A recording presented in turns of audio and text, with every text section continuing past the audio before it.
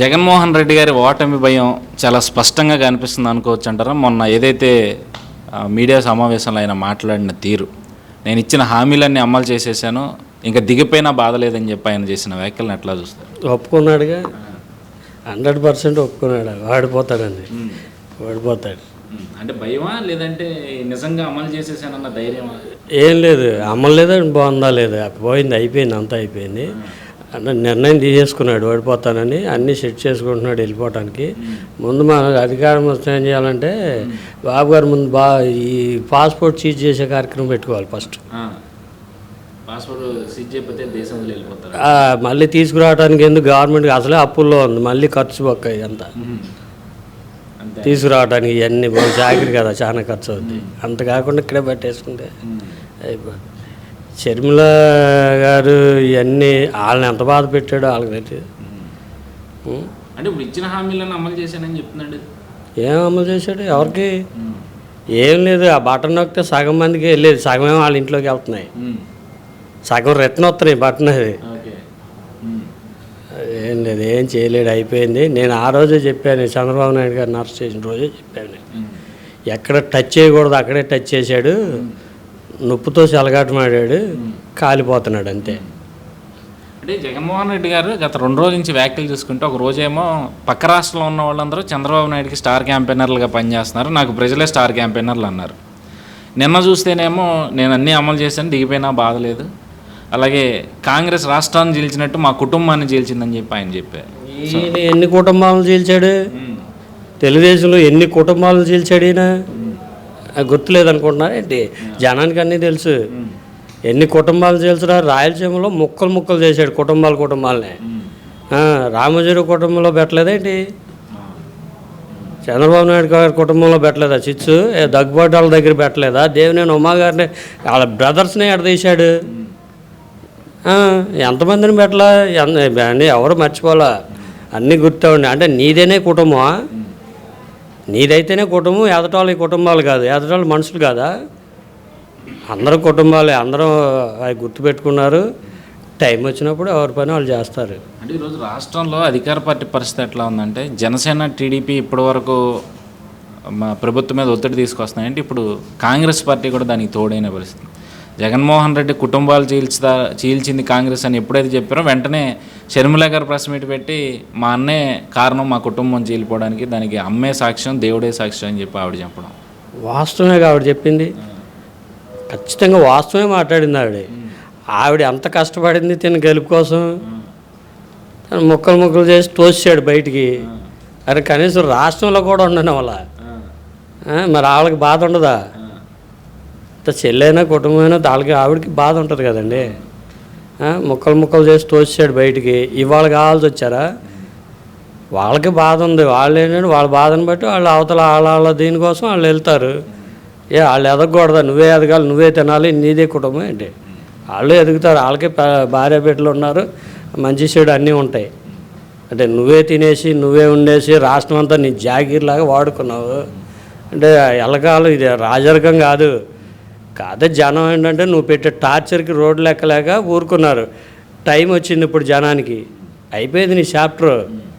Time వచ్చింది జనానికి, నేను తొక్కేస్తారు, అడ్రస్ కూడా ఉండవు నువ్వు. అంటే ఇప్పుడు 4.5 5 నుంచి పరదాల మధ్య వెళ్తా ఉన్నారు ముఖ్యమంత్రి. ఇప్పుడు కొత్తగా ఒక జీవో తీసుకొచ్చారు, ఆయనకి ఆయన భార్యకి విదేశాల్లో ఉండే వాళ్ళ పిల్లలకి అందరికీ కూడా స్పెషల్ సెక్యూరిటీని ఉండేలా ఒక కొత్త జీవోని తీసుకొచ్చారు. దీన్ని ఎట్లా చూస్తారు? నువ్వు అన్ని కార్యక్రమాలు జనానికి అభివృద్ధి విపరీతంగా చేసావు, అదే సంక్షేమ కార్యక్రమాలు విపరీతంగా ఇచ్చేసావు, డబ్బులు ఇచ్చావు, మంచి ఇచ్చావు. జనం అందరు నీ వైపే ఉన్నారుగా, నీకు భయం ఎందుకు? నిన్నెవరు చంపుతారు?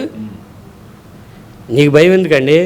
నీకు సెక్యూరిటీ ఎందుకు? జనమే నీకు ఫుల్ సెక్యూరిటీగా ఉన్నారు కదా, గుట్లుగా తెచ్చి 2 చేతులతో ఓట్లు వేస్తారు నీకు సెక్యూరిటీ ఎందుకు? నీకు భయం ఎందుకు వచ్చింది? నువ్వు గెలిచి మళ్ళీ ముఖ్యమంత్రి అవుతావు, జనం అంతా నీ వెనకాలే ఉన్నారు కదండి, మళ్ళీ నీకు భయం ఎందుకు? సెక్యూరిటీ ఎందుకు? జనమే నీకు సెక్యూరిటీ. ఇప్పుడు వీళ్ళకంటే జనం లేక ఎవరు లేక సెక్యూరిటీ తెచ్చుకొని అదే 2-3 పార్టీలు కలుపుకొని ఏదో భయం వేసి వెళ్తున్నారు. ఓకే, నీకెందుకు భయం? జనం అంతా నీ వెనకాలంటే జనమే నీకు సెక్యూరిటీ కదా. నీకు మీడియా లేదు, మరి స్టార్ క్యాంపెయినర్ లేరు, తెచ్చుకున్న అన్నాళ్ళు తెచ్చుకున్నావుగా, విదేశాల నుంచి, ఇతర రాష్ట్రాల నుంచి, తెలంగాణ నుంచి తెచ్చుకున్నావు ఒకప్పుడు. తెచ్చుకుని కుల రాజకీయాలు, మాజీ న్యాయమూర్తుల్ని కుల రాజకీయాలు చేసావు కదా, మొత్తం తెచ్చావు. ఎక్కడెక్కడ ఏం రెచ్చగొట్టాలో అన్నీ రెచ్చగొట్టావు. ఇంక అయిపోయింది నీ చాప్టర్. ఎవరైనా ఒక టర్మే చూస్తారు. అది నీకు ఇచ్చారు జనం అవకాశం, కానీ నువ్వు నిలుపుకోవాలా. నీ నెత్తిని చేతులు, అదే భస్మాసురుడు పెట్టుకుంటాడు చూడు, నీ చేతులు నీ నెత్తి మీదే పెట్టుకున్నావు. ఎవరేం చేయలేదు నిన్ను. సో ఇప్పుడు పెనమలూరు నియోజకవర్గం విషయానికి వస్తే జోగి రమేష్ నేను ఒక సమావేశంలో చెప్తా ఉన్నారు, చంద్రబాబు నాయుడు ఇక్కడ పోటీ చేస్తారని చెప్తా ఉన్నారు. అందుకే నేను పెడన్ నుంచి పెనమలూరు వచ్చాను. నేను వచ్చిన తర్వాత ఇక్కడ పోటీ చేయడానికి చంద్రబాబు నాయుడు ఆలోచిస్తున్నాడంటేనే నా విజయం ఎంత ఖరారైపోయిందో చూసుకోవచ్చు అని చెప్పి నేను ఆయన సమావేశంలో చెప్పడం అట్లా చూస్తాను. జోగి రమేష్ ఇక అతని గురించి మాట్లాడుకోవాలి. ఇక అతనేంటో అతని బతుకేంటో అందరికీ తెలుసు. అక్కడ ఏంటి చంద్రబాబు నాయుడు గారి మీద పోటీ చేసి ఇదంత స్థాయి అవుతుంది. ఇతని కన్నా ఇతని మీద మన కుక్కను పోటీ పెడితే గెలుస్తుంది, తెలుసా ఆ విషయం? బెంగళూరులో నాయకులు అవసరం, కుక్కను పెడితే గెలుస్తుంది ఇతని మీద. పిచ్చి పిచ్చి మాటలు మాట్లాడుకుంటే అదొక కొంచెం విలువలు కాపాడుకుంటే బాగుంటుంది. అతను స్థాయి మరిచి మాట్లాడుతున్నాడు. అతనికి కూడా ఉంది టైం దగ్గర పడింది. అతను చేసింది అంతా మర్చిపోయారనుకుంటున్నాడేమో. బాబు గారి ఇంటి మీదకి వెళ్ళింది, వ్యవహారాలు చేసింది, ఏం చేసింది అన్నీ ఉన్నాయి, లిస్టులో అంతా ఉంది. ఏదో మర్చిపోయారనుకుని వాళ్ళు ఏదో రెచ్చిపోతున్నాడేమో. అంత సీన్ లేదు. పెనమలూరులో జోగి రమేష్కి డిపాజిట్లు కూడా రావు. ఛాలెంజ్ చేస్తున్నా నేను. డిపాజిట్లు అసలు ఎవరండి వద్దనేది. అక్కడ పనికిరాని చెత్తను తీసుకొచ్చి ఇక్కడేసి పనికి మన చెత్తను తీసుకొచ్చాడు. అసలు పనికిరాడు ఇతను. మరి కేసినేని నాని టీడీపీలో నుంచి వెళ్ళి నిన్న ఆయన మళ్ళీ సంచలనమైన వ్యాఖ్యలు. చంద్రబాబు నాయుడు ఉన్నవాళ్ళ కోసమే పనిచేశాడు, జగన్మోహన్ రెడ్డి పేదవాళ్ళ కోసం పనిచేస్తా ఉన్నాడు. జనవరి 3వ తారీఖునే చంద్రబాబు తనకు పోయి తను తవ్వుకున్నాడు తిరువూరు ద్వారా అని చెప్పి ఆయన చెప్తా ఉన్నాడు. దీని ఎట్లా చూస్తాడు? అతను మరి ఉన్న వాళ్ళ కోసం పనిచేశాడు, లేని వాళ్ళ కోసం పనిచేశాడు అన్నప్పుడు నువ్వు ఇన్నాళ్ళు ఎందుకుంటే అతను వెనకాల అతను తప్పు చేస్తున్నాడు. నువ్వు ఎన్ని సంవత్సరాలు ఎందుకు ఏడ్చా? నువ్వు పోవాలిగా బయటికి, ఎప్పుడో పోవాలి కదా. నువ్వు పేదల పెన్నిదివు కదా. నువ్వు కేసీఆర్ నాని అనే వ్యక్తి పేదలకి దేవుడు కదా. చంద్రబాబు నాయుడు అన్యాయం చేస్తున్నాడు, పేదలను పట్టించుకోవట్లేదు.